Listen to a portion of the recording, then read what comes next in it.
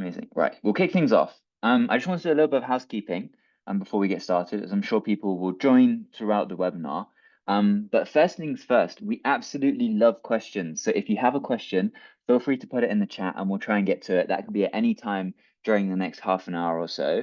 And we love interaction. So we'll be asking questions and running polls throughout the whole webinar. And so make sure you keep an eye out for any of those things that are happening.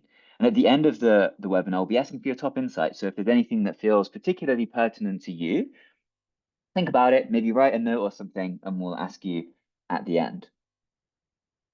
And to go through a quick agenda, we'll go through a small introduction and a little bit about SAL1 and some of the things that we've been working on. And then we'll then talk about the two main topics of today's webinar, baselining SOC skills and proving training ROI, with a few closing remarks at the end. But by way of introduction, I'm James. I'm a product manager at TryHackMe, and I led the SAL1 project. And I also have Sylvia, if you'd like to introduce yourself as well. Yep, thank you, James. I'm Sylvia. I'm a content engineer at TryHackMe, and I've actively worked at the creation of SAL1 and also the SOC simulator that complements it. And before that, I've been a SOC2 analyst for around 4 years, so I'm from the field. That's me. Amazing. Thanks so much, Sylvia. Cool.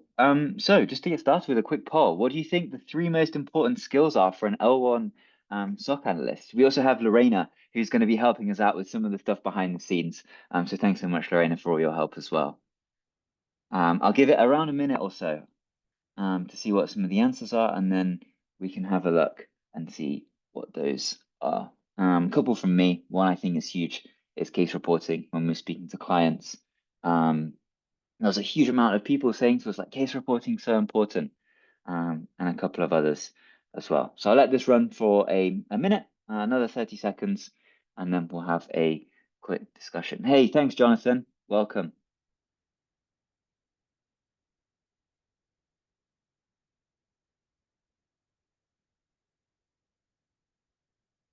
And Sylvia, whilst we're here, what about you? What are some of the important skills that you've seen in L1 SOC analysts? Yeah, I was thinking that case reporting sure is a thing that is mostly overlooked in the SOC analyst training, and it's very, very important as a level 2 analyst. I've seen too many reports, comments underneath the alerts that read, "This is bad, escalate," and that is not very useful. What am I supposed to do with that? So that is surely something that is very important for an L1 analyst. And the other thing is surely, well, the ability to do the analysis, level ones need to be able to make educated decisions. And the educated part comes from the analysis of the logs and the alerts. So that is the other one. And for number three, maybe teamwork, Nice. You never Yeah. think about that, but it's actually a teamwork. So actually, I've seen potential level 1 analysts being turned down, so not hired in the end because they weren't good at teamwork. So yeah, maybe these three. Amazing. Thanks so much, Sylvia. All right, cool. We'll leave the poll running in the background. But to move on, I wanted to talk a little bit about the story of how we created SAL1. Now, SAL1 has been approximately 13 months in the making, and we've put thousands of hard hours and love and care into really creating a certification that we feel helps assess and showcase individual skills in a really, really practical and job-ready way. And so to take you right back to the start, the first kind of ideas came really when we met with Accenture and we were interviewing some of their SOC analysts, and we were looking at some of the skills, and really two themes came out.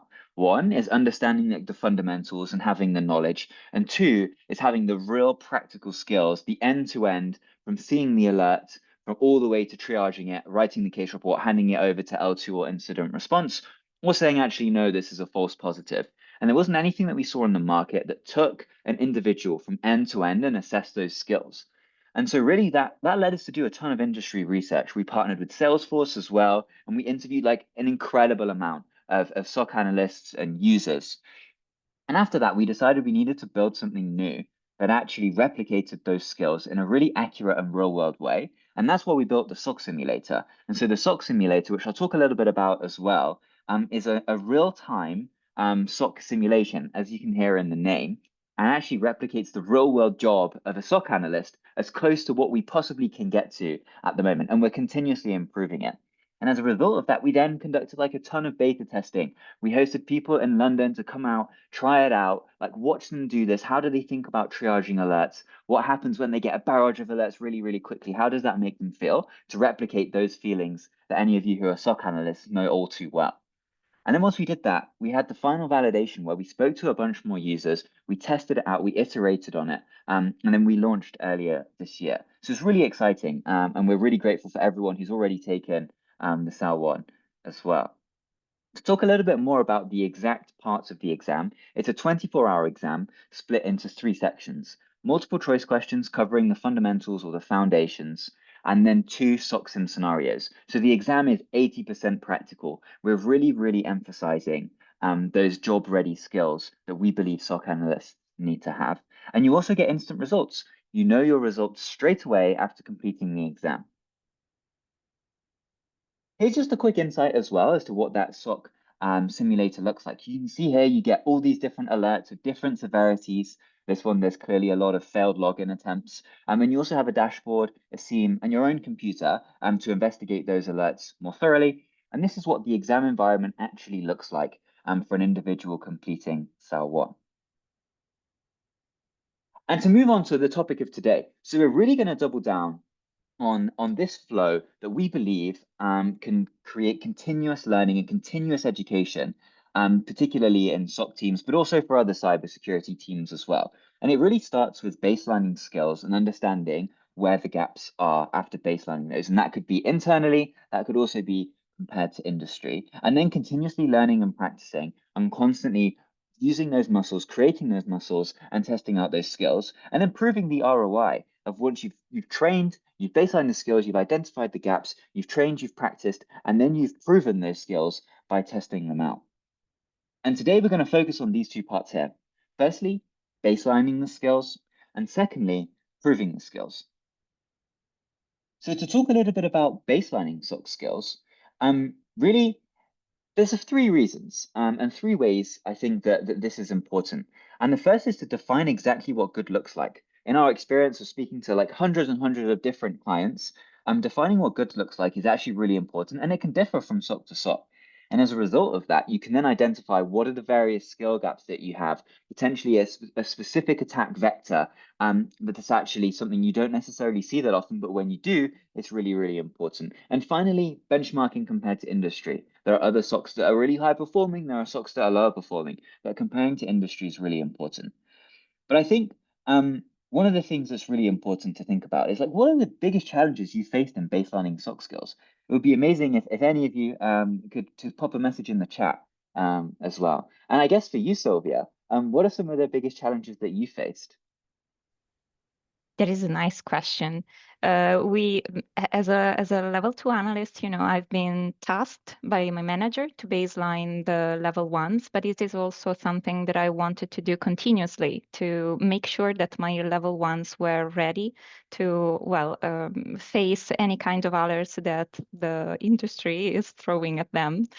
And that is very, very difficult. There are so many challenges, but I could sum them up into 3 main challenges.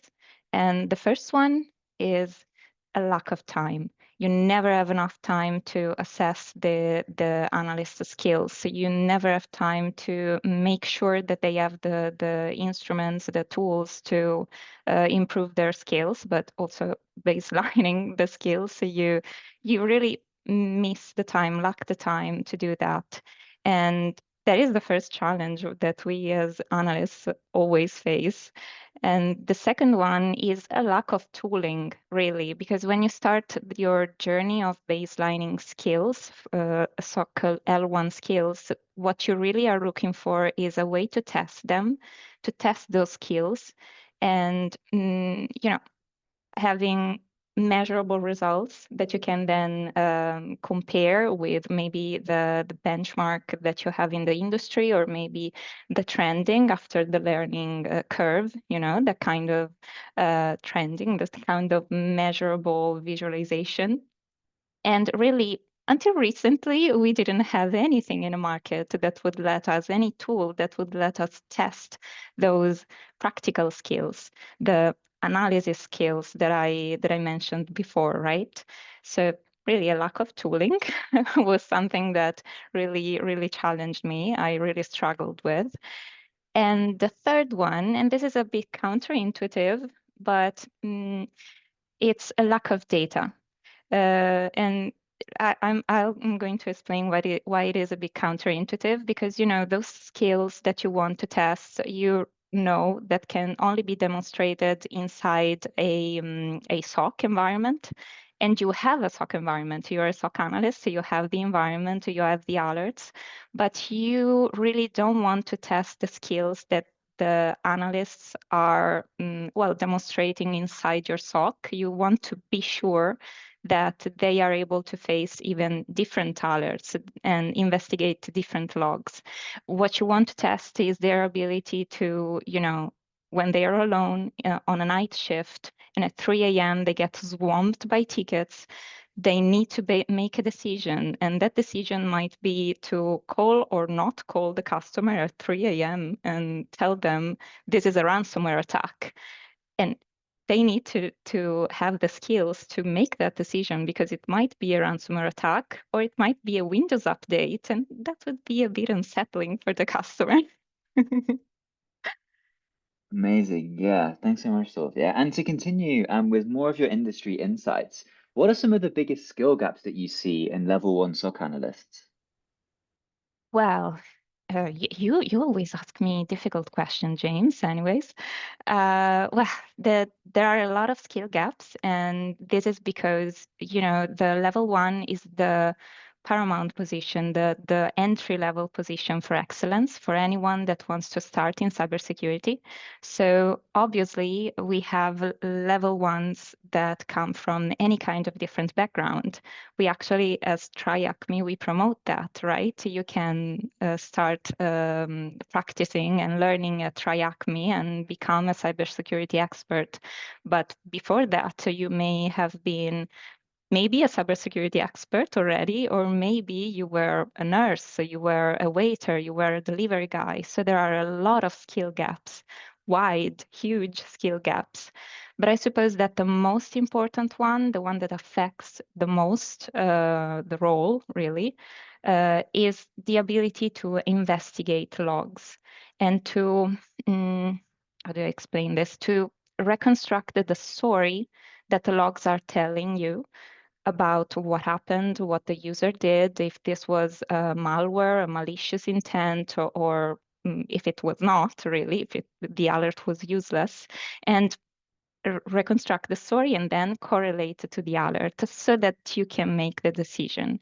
And that is really only well achievable with a ton of experience, with analyzing a ton of alerts. And as an entry-level analyst, you don't have that kind of experience, obviously. So that is the main skill gap that I would pinpoint.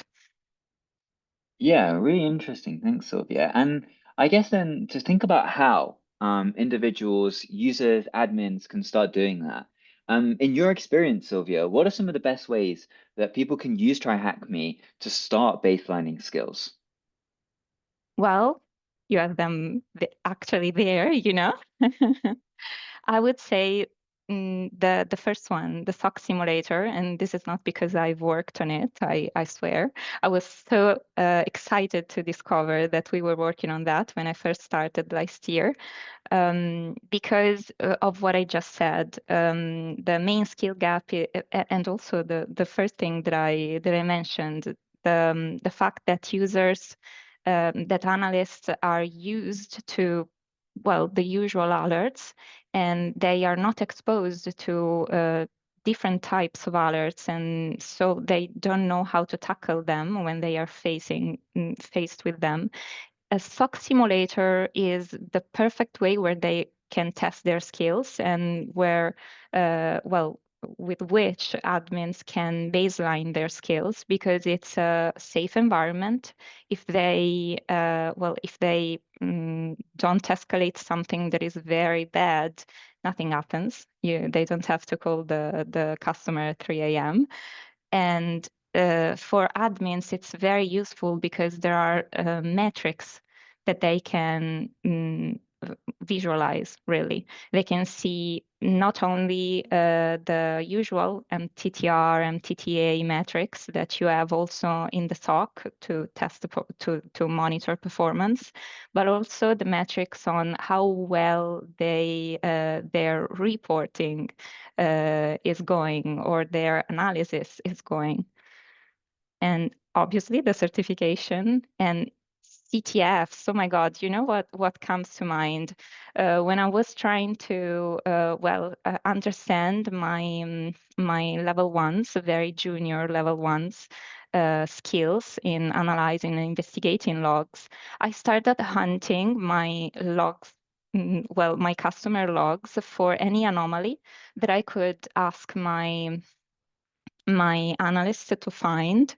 And that was kind of the idea, the CTF-like challenge. So find me this event, this particular anomaly. Maybe just last week there was a user that reset their MFA.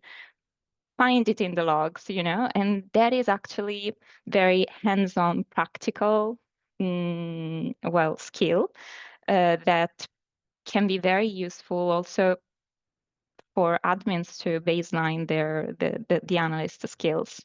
And TryHackMe has everything right now. Amazing. That's great. Yeah. And to just double down on SOC metrics, what are some of the metrics that you looked at when you were a SOC analyst most? Mainly, I suppose the mean time to response and the mean time to acknowledge. So how fast how fast the analysts assign themselves the tickets, the alerts, and how long did it take them to analyze and close the ticket? So mean time to respond to close the ticket. And yeah, those were the two metrics that mattered most. Amazing. Thanks so much, Sylvia. And then to move on to proving training ROI, this is something that we've spoken to clients a lot about, and we consistently get feedback that this is really, really difficult. But to start off with, like, why is this important? And I think there are two main reasons why. First is to justify the training investment, is to prove that the training investment is valuable, that the training is working. And of course, as a result of that, if the training is working, then you're going to be improving the SOC performance. And those metrics that we've just spoken about are going to become better and better and better. But just to talk about a couple of things when we've spoken to clients, we see two really, really significant themes coming up. And one is that clients are often not specifically measuring capabilities, or they're unsure on how they can do it, and they're unsure on which metrics they should be doubling down on, which metrics actually are things that they can measure and measure continuously. And so clients have been asking us and looking for guidance on how to measure that ROI. And that's a huge part of what we've done with the SOCSIM and SAL1 is to enable that much, much easier. And to talk specifically about that, again, back to you, Sylvia. How do you think we developed SAL1 to help measure training ROI? Well, I've been a huge part I've taken a huge part in developing SAL1, especially the practical part. And first of all, I wanted to spend just a second explaining why we chose to include a knowledge test, a test of knowledge inside a very practical certification. And maybe I mentioned it before, knowledge doesn't imply skills, especially in the analyst L1 job role, but skills need to be supported by knowledge. So this is why we actively chose to include a knowledge-based test, the first part, the multiple choice questions. And then we can move on to the other two sections, the SOC simulator sections. And with the with those two, we really wanted to do what to test those triaging skills that nobody else is testing, that we were missing the tool for before, right? And as I said before, the only way you demonstrate, the only place you demonstrate the skills is inside a SOC, inside the SOC environment. So this is why we needed the SOC simulator. And as you mentioned, we first developed the SOC simulator and then applied it to the testing, to the SAL1. And we really wanted to test all the triaging skills for an L1, and they are mainly the ability to classify an alert as a true or false positive, so that decision making I was talking about before, the ability to assess the potential impact of an alert, of a true positive. So that is the second decision that they need to make. Does this need escalation or not? And then there are the less Boolean skills, right? These are Boolean. It's a yes or no situation. But then there is also the report writing, what I mentioned before, the not writing just this is bad in the report, because the level 2 analyst needs to understand what happened just by reading your report. And that is something that we evaluate with the case report evaluation during SAL1. But the other thing that we evaluate from the reports is the actual reasoning behind the classification, so the actual analysis, because we develop the scenarios in a way that simulate a real SOC environments, and in a way that the alerts cannot just be assessed and closed by reading the alert details. You actually need to analyze to determine, so go to the CM, analyze the logs, investigate to determine if it is a true or false positive, and if it needs escalation or not. And then you need to write the report, and that report needs to be clear, contain all the information and that is needed also for further action, and a clear analysis of your reasoning. So these were the starting points, what we wanted to assess, and I think we managed to do that. Certainly. Thanks so much, Sylvia. And just to continue on that thread, there's really three things that you can do with TryHackMe. And Sylvia's spoken amazingly about the SAL1. But I'm just going to touch on two things. One is a SOC maturity model that we're working on. This is something that we're helping clients out with to understand how mature their SOC is at the moment and how they can develop that maturity and improve SOC performance. So I'll speak about this at the end, but reach out to your CSM if you're interested in that. And we also have the skills matrix. We've actually updated this skills matrix now to match lots of different job roles. And so what you can see is that development over time, where someone goes from a small matrix to a bigger and bigger and bigger matrix, but also you can see the weaknesses. And that links back to some of the rooms and the content that we have on TryHackMe, but also into the examinations with SAL1. And yeah, so that's pretty much everything from us. It would be amazing if you could share your key takeaway from today. And thank you so much for attending. There's one more slide after this, so I'll give 30 seconds or so just for some key takeaways. But whilst we wait for responses, Sylvia, what's your key takeaway from today? What's my key takeaway from today? That we are at a good starting point to, start baselining our SOC analyst skills, and then move on forward with the learning and improving, I think we are at a good starting point. 100%. And I think mine is that like learning and development and improving your SOC is a continuous thing. It's not this binary kind of thing, or it's not this discrete thing. It's something that's continuous, and that TryHackMe can support you throughout that journey. And so, as I mentioned, if you're interested in either the SOC maturity or the SAL1, please reach out to your customer success manager who will be able to help you with that.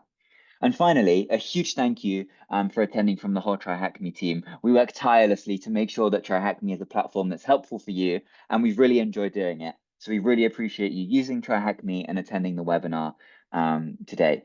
And so, yeah, that's everything. If you have any questions, we'll be around for a couple more minutes, but if not, have a great rest of your day.